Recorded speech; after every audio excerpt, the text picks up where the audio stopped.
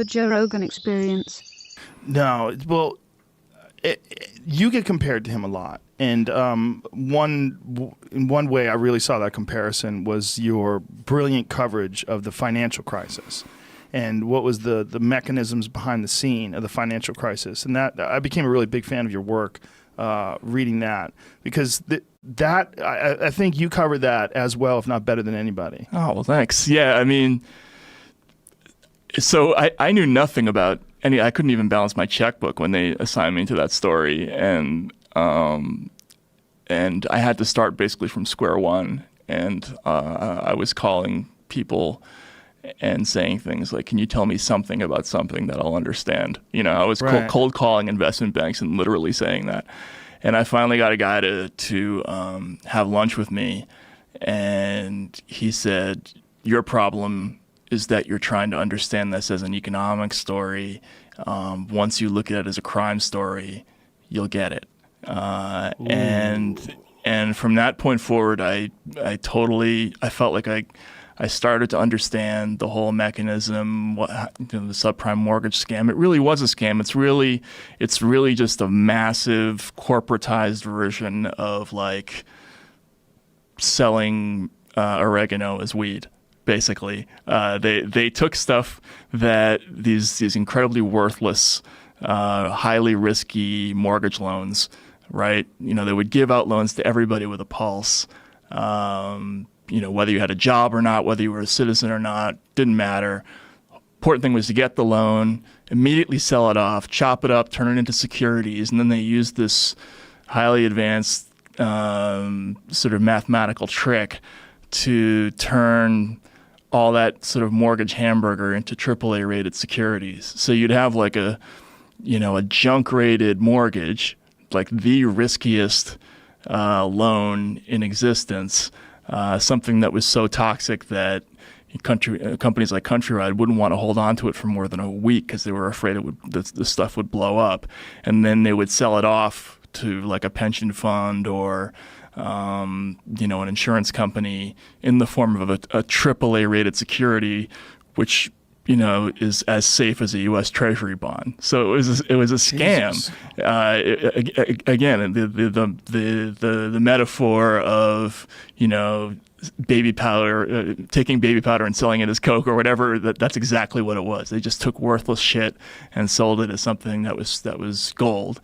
And they did it for years and years and years and years, and they knew that this gigantic, huge bubble of risk and disaster was just accumulating, and that someday it was going to all explode and cascade and ruin the economy. But everybody was trying to time it right and bet on when that would happen and make their money before that judgment day came. And it was fascinating. Once I started to learn about it, it was just such an amazingly disgusting, fascinating story that it was just hard not to get into it. A crime story. Yeah. Think of it as a crime story. Yeah. No, absolutely. I even got one guy gave me a book. It was called Famous Con Artists in History. Right, it was like this little tome, smaller than like the smallest paperback, and it was the biography of this guy, Victor Lustig was his name. He was famous because he sold the Eiffel Tower twice, right? And he had this scam that he called, I think it was called the Hungarian box. I'll have to go back and look. But basically what he would do is he would get on a boat in New York, and he had this sort of beautiful mahogany box with a crank on it that had 2 holes in it. And he would show all the guests that he would put a blank piece of paper in one end, turn a crank, and a $100 bill would come out the other end. And he convinced them all that it was a machine that made money. And everybody would offer him an increasing amount of money for this invention, and he wouldn't sell it until the last day when he would sell it for $40,000 or $50,000, and then he would disappear and jump off the boat in France and never be seen again. People would. There it is. Yeah, there it is. What's it called? I don't know. Wow. Yeah, there it is. But that's exactly what the Is mortgage. that his scam- picture? Yeah. Let me see his face. It's in the middle there. Look at that fucking creep. Look at him. Wow. Let me see that box again. Wow. That is crazy. So it was obviously fake, and but that's what the mortgage scam was. They were taking basically blank paper, these subprime loans that belonged to janitors who were gonna foreclose within 10 minutes, all right? And they were telling people that, oh, we have this new mathematical process that actually makes this stuff really safe, and you can put it in your college endowment, you can put it in your pension fund.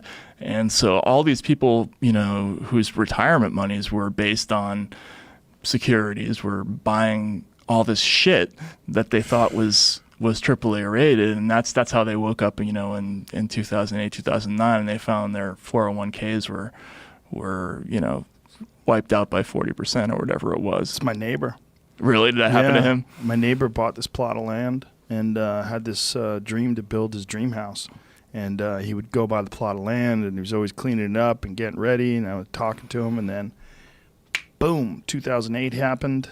He lost everything, and he would still go by that plot of land and clean it up, and he and I would talk about it, and he just told me he lost everything. Yeah, so it's never going to happen, huh? Yeah. No, I think he died. He eventually got really sick, and they took him out of his house and brought him somewhere, but I think he's dead now. But yeah, his story was awful to hear. This guy who was in his 60s, who had got this piece of land with a nice view, and is like, this is where I'm gonna build my dream house. And he had all this money prepared for it, all this money saved away, and he was ready to rock and roll. And then boom, it all went out. It just drained out. Somebody put a hole in the bottom of the boat, and everything went to the bottom of the ocean. Yeah, and then he probably got ripped off twice because his tax dollars went to go bail out the guys who because some of the banks got stuck holding some of this shit, and rather than eat the losses like your friend did, they got the Federal Reserve to buy it from them, and, or the Treasury. And how the fuck did they get away with giving the CEOs bonuses during that time? Yeah, I mean, giant bonuses during the time where they had to be bailed out by the taxpayers. Yeah, that was another scam. So there were, if you looked at the fine print of all the bailouts, it basically said that you had to repay the money by X time before you could start paying people exorbitant amounts of money again. But a lot of those conditions were never really followed, and the conditions of repayment were kind of glossed over, and the companies they were supposed to be able to pass these things called stress tests, which demonstrated that they were back on solid footing again before they paid people bonuses, but the stress tests were all fudged, and there was crime and corruption and illegality basically in every direction during that whole period, and not just in the government, but in all these companies as well. Jesus. Yeah, but fascinating to follow. Yeah, what was it like covering that? I mean, how long did you spend working on that? 7 years probably. Jesus Yeah. Christ. Yeah, well, because one of the things that I found out that was really interesting was, so I did my first story about this, and I got this incredible reaction because it turns out that the financial press, there is nobody in the financial press who writes for ordinary people. It's basically what I was doing was a translation job. I was trying to basically take what had happened and explain it in a way that a person who knew nothing about finance would be able to understand. And it turns out that nobody's doing that. So all these people who had questions about it, who who wanted to know what had happened to their money, or why did my house get foreclosed on, or what's a subprime mortgage, or anything.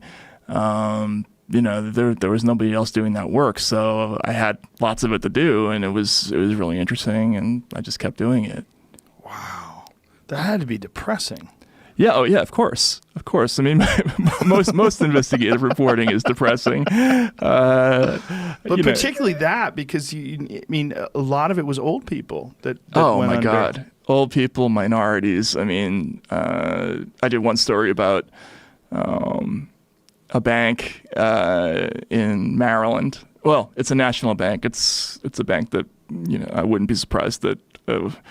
A lot of people listening have their accounts at this bank. They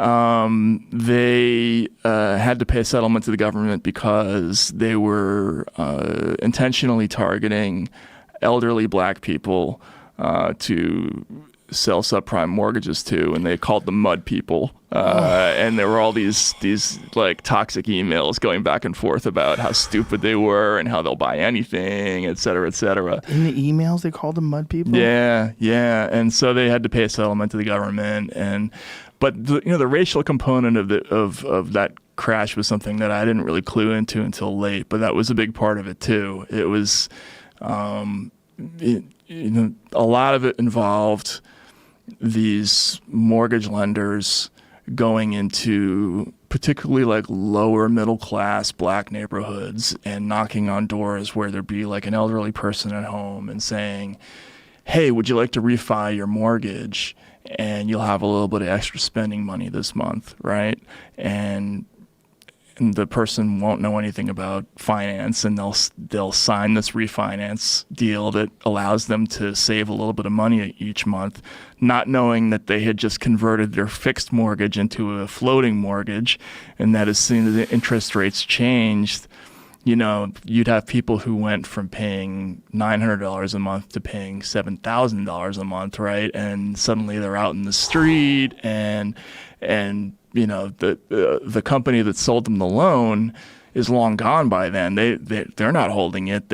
As soon as they got her name on the dotted line, they sold it off to a bank in New York, who in turn again chopped it up into hamburger and sold it probably to your pension fund or whatever. So there's nobody she can complain to, and that stuff was really depressing. What was the feeling like of having very little understanding about finance and then immersing yourself in it? And it then, was and then fascinating. Realizing that this is the underlying structure that our society is run on, that our money is established through. Like this is how we sell houses and loans, and this is what we're doing. It was fascinating. Because before that, I was mostly covering like elections, right? And again, if you cover elections, it's incredibly boring, and you never hear anything of substance, and it's not terribly complicated. And the Democrat says that we want to help the middle class, and the Republican says we want to protect family values, and that's pretty much the extent of the intellectual challenge in terms of covering that stuff. And I always thought to myself, politics in America must be a lot more complicated than this, right? There must be some other hidden thing where it's incredibly complex and diabolical, and the real machinations of power must be visible somewhere. And I think that you find that when you start looking into how Wall Street works, how money works, how central banking works, how the concentration of wealth works.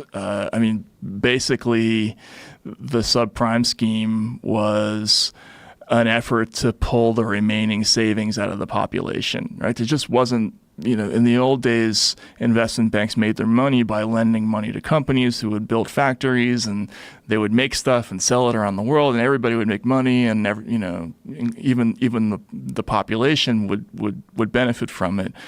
But that manufacturing economy, it's all gone. It's overseas. So you have this financialized economy, and they have no normal beneficial way to make money, and all they can really do is look to see where is their money and how can we get it. And most people had money in their houses, right? Like the accumulated savings of most people whatever was left after the internet crash in the 90s was in real estate.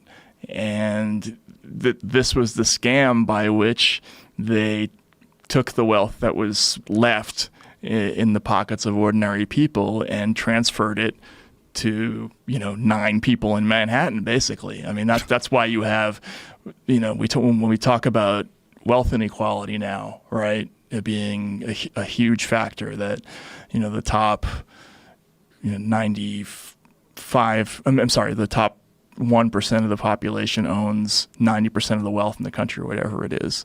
That's a consequence of schemes like this, where they're finding out where people have a little bit of money, and they're systematically coming up with scams to move it from there to here. With no consequence.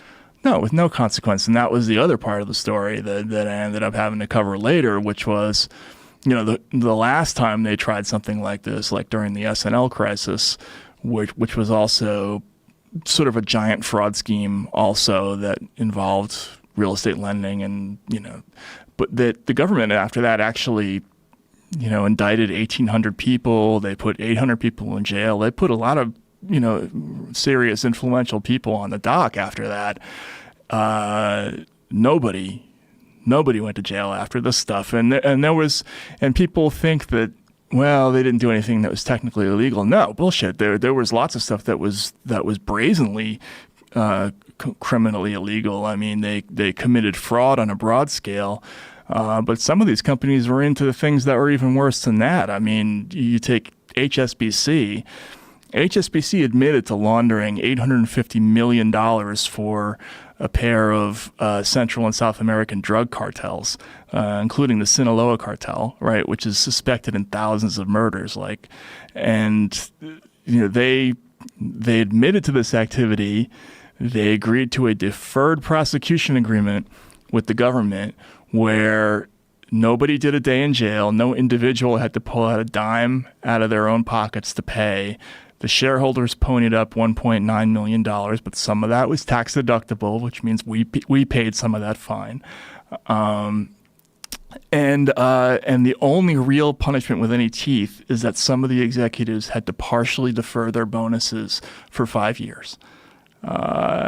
So that's it. Laundering $850 million for narco-terrorists gets you a total walk. That tells you basically everything you need to know about, do we prosecute white-collar crime in this country? Basically, no. I mean, that's the answer, ultimately, that you find out. And there was paperwork that showed they knew it was from the cartels? Oh, yeah. If you look at the agreement, and you can watch this, there's a video of Loretta Lynch and Lanny Brewer, because this is before Loretta Lynch was Attorney General, but she was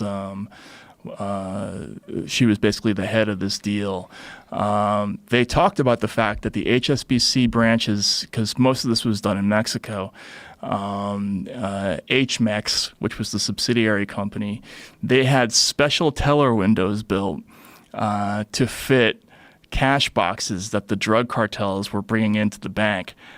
So basically, you've seen the scene in Scarface where the guys come in with duffel bags of cash to the bank, right? And that's like a montage. Right. There's that song. I forget what song it is in the background. Same thing. These guys would come into the bank. They would slide in these boxes of cash one after the other. And that's admitted activity. The bank signed off on this. It's not like they're contesting it. They're not saying we neither admit nor deny. It's part of the deal. And they agreed to the amount, everything.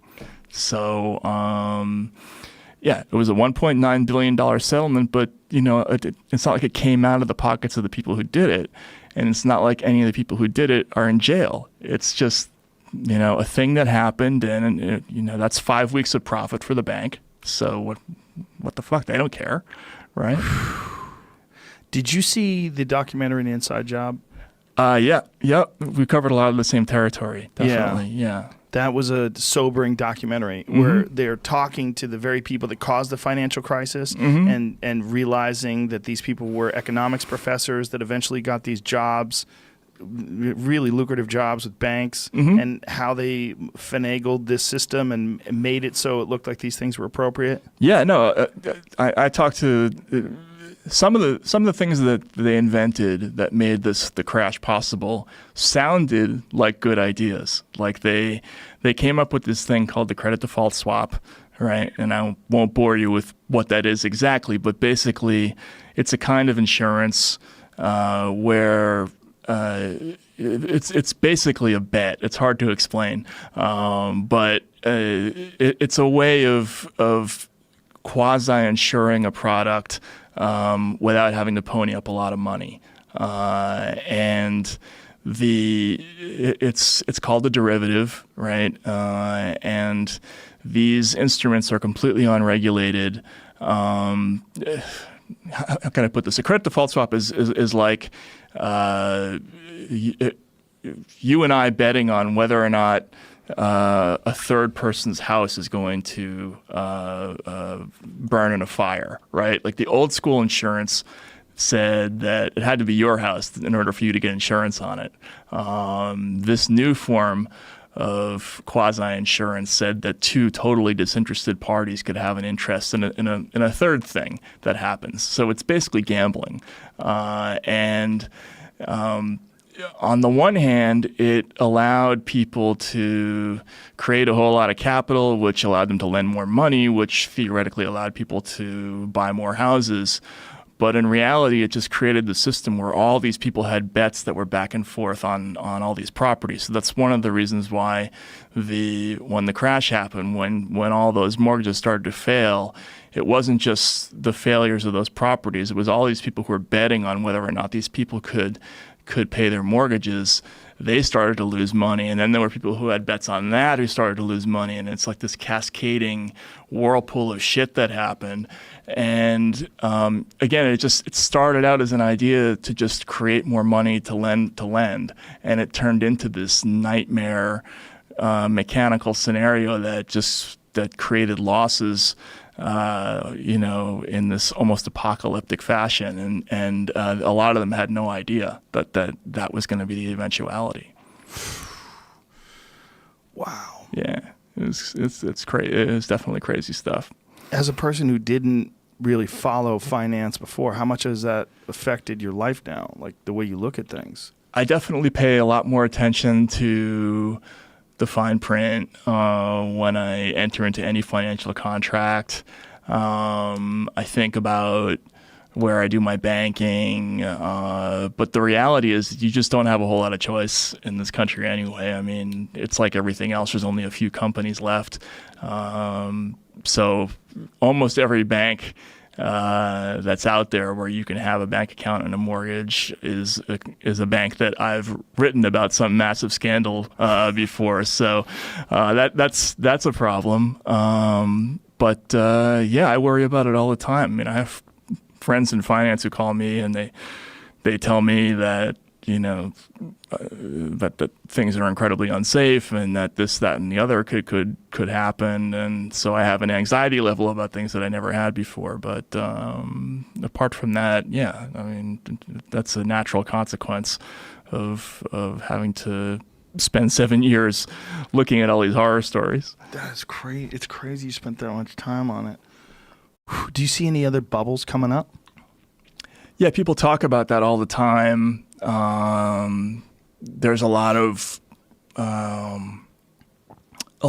negative press about subprime auto loans, for instance, which is it's not exactly the same, but it's a similar thing. I mean, the same basic scam of taking loans, chopping them up, and then repackaging them as something that's more valuable than the original loan. You can do that with anything, any kind of credit. You can do it with credit cards. You can do it with aircraft loans. You can do it with car loans. You can do it with home mortgages.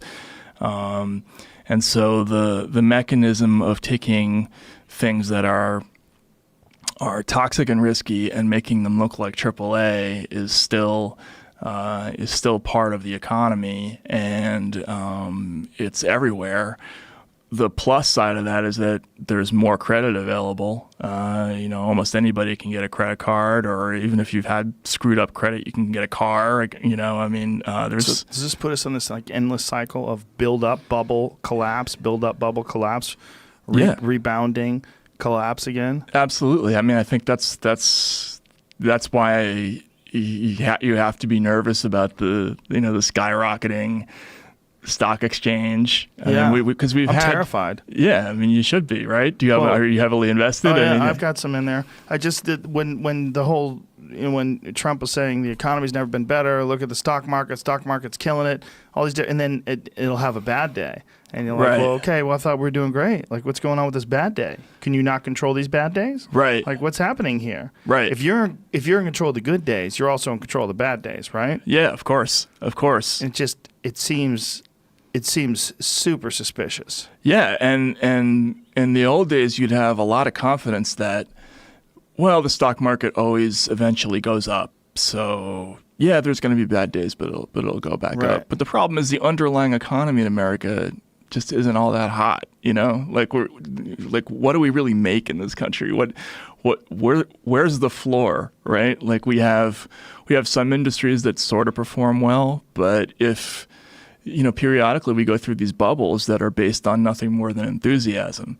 In the 90s, it was the tech bubble, right? Yeah. Where people like Alan Greenspan would say things like, well, we have a new paradigm in economics, right? So it doesn't matter whether a company hasn't shown any ability to make money or, has no reasonable profit and loss statements. It's just if it's a good idea, the stock is sound and everybody should invest in it, and the stock market is going to continually go up, so don't worry about it.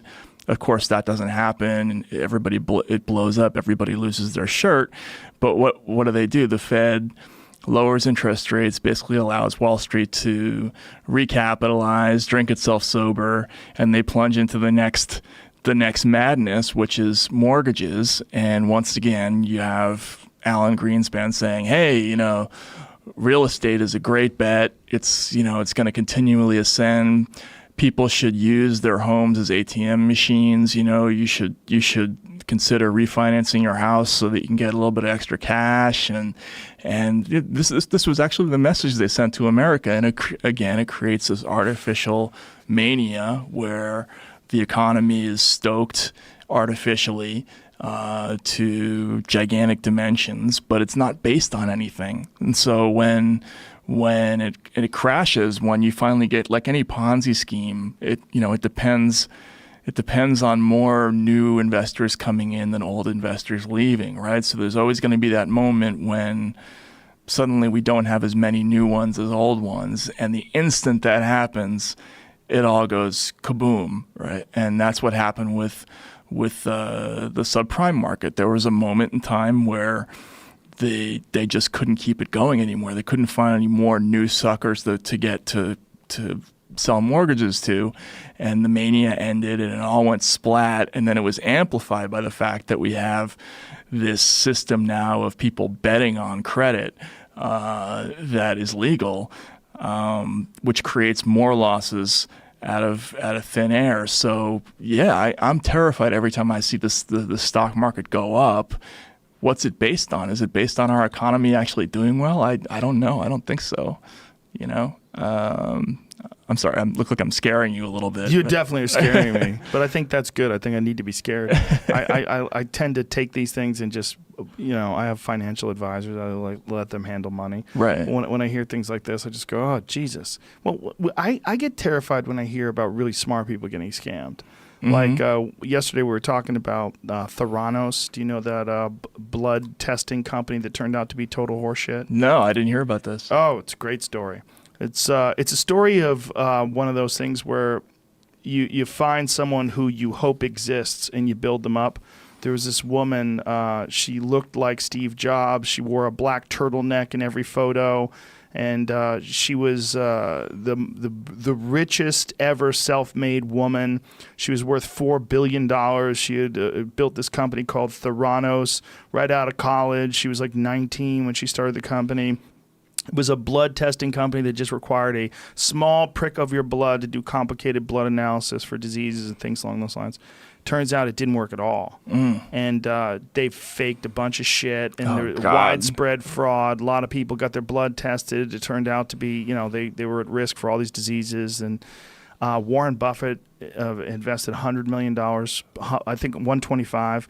Betsy DeVos, more than $100 million. Like all these super wealthy people got scammed. Wow. Yeah, when you find out that really wealthy people Right. that do this for a living, Yeah. Warren Buffett does that for a living, Right. that he can get scammed out of $125 million. Right. Yeah. Yeah. And Warren Buffett, his mantra is supposed to be picking the absolute long-term investment, right? So he's not like a Stevie Cohen type who just looks at the tape and tries to time it just right, so you can make an investment for 10 seconds and come out with a if he's investing in a company and even he can be fooled. That's pretty terrible. But look at Enron. I mean, Enron was another example of the world's best financial analysts were looking at this company for a decade, and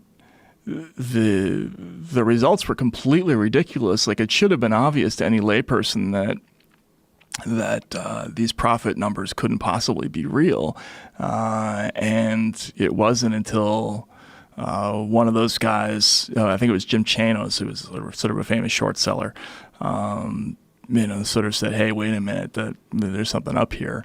But people continually invested in these companies, and there's just not a whole lot of oversight that goes on with Wall Street.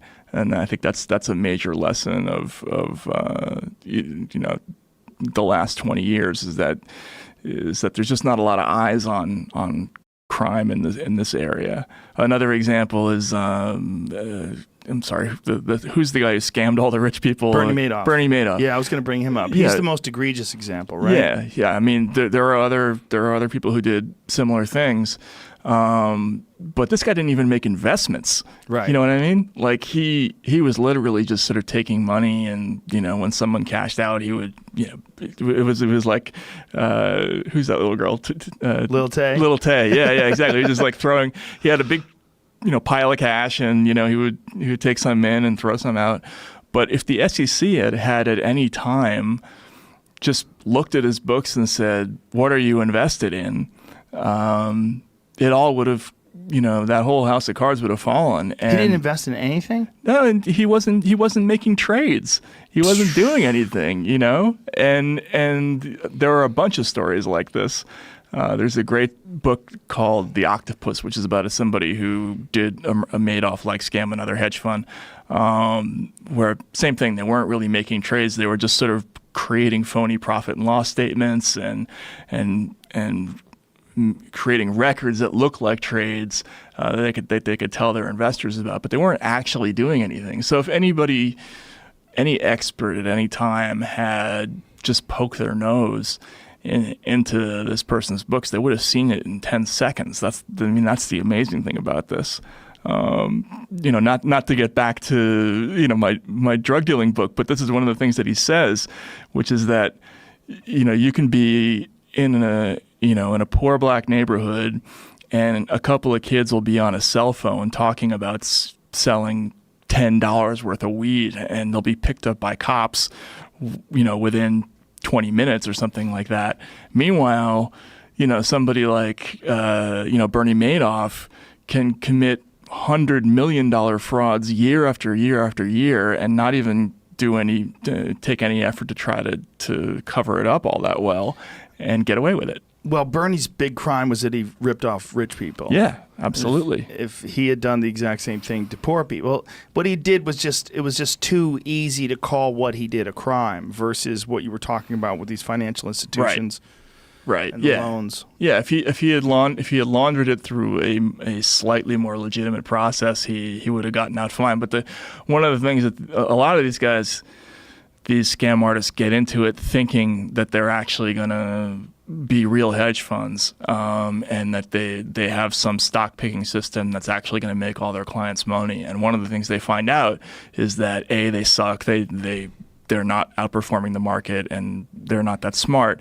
But B, that their clients can't tell if they just make up the numbers. So there are a number of cases of people who start out trying to be legitimate and trying to be real investment advisors, but they just end up turning into Bernie Madoff types because it's just easy. There aren't that many people watching for it, and that's kind of scary too. Well, it seems like there's so many people doing it.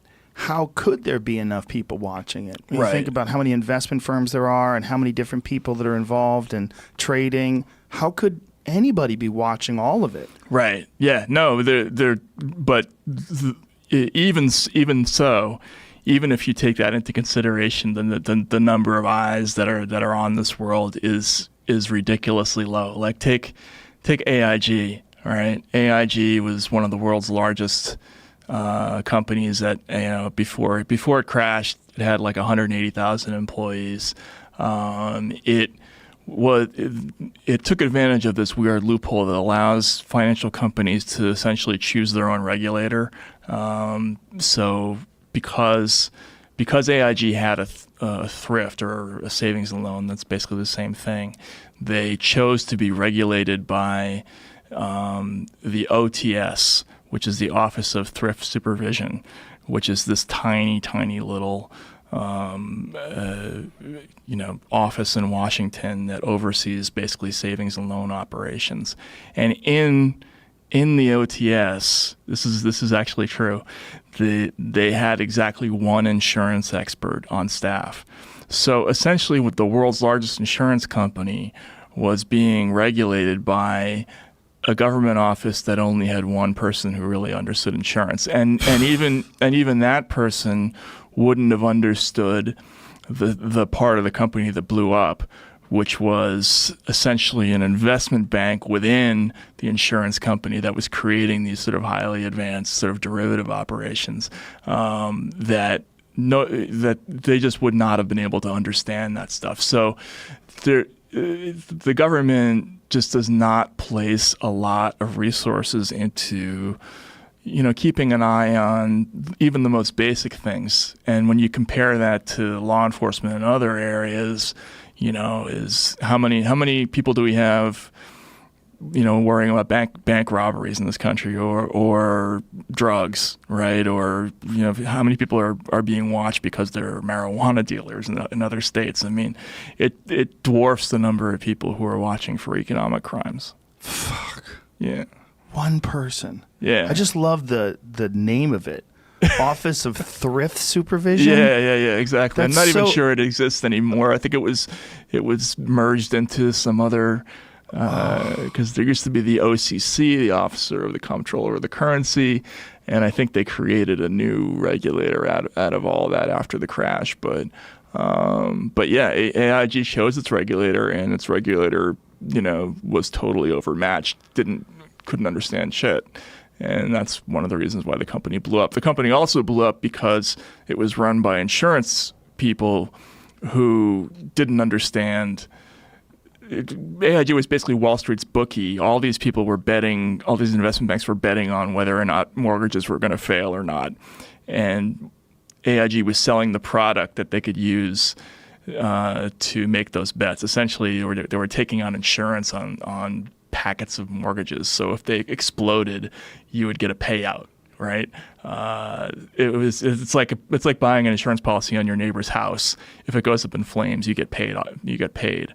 AIG was selling a product that allowed banks essentially to buy insurance on houses, on mortgages. And if people foreclosed, if the mortgages failed, or if pools of mortgages failed, if you bought that kind of insurance, you got these huge payouts. So people were betting against mortgages, basically. And AIG was taking all this book, but the heads of the company were old school insurance executives and just didn't understand this sort of newfangled, complicated form of insurance.